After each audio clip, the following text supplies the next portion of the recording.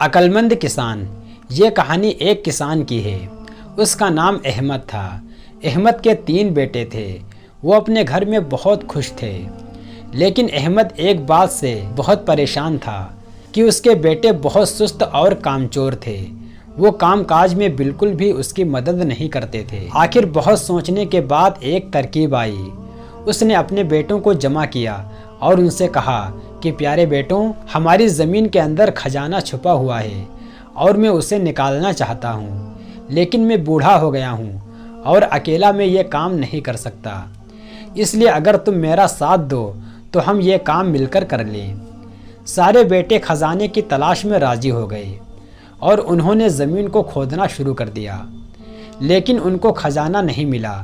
उन्हें यह देखकर बहुत गुस्सा आया कि उनके वालिद ने उनसे झूठ कहा। उन्होंने अपने वालिद से शिकायत की तो उनके वालिद ने कहा कि मेरे प्यारे बेटों, मैं झूठ कैसे बोल सकता हूँ? झूठ बोलना तो बहुत बुरी और गंदी आदत है और मुसलमान तो कभी झूठा नहीं होता। मैंने तुम्हें कहा था कि ज़मीन में खजाना है, तो मेरे प्यारे बेटों, ये झूठ नहीं बल्कि सच है।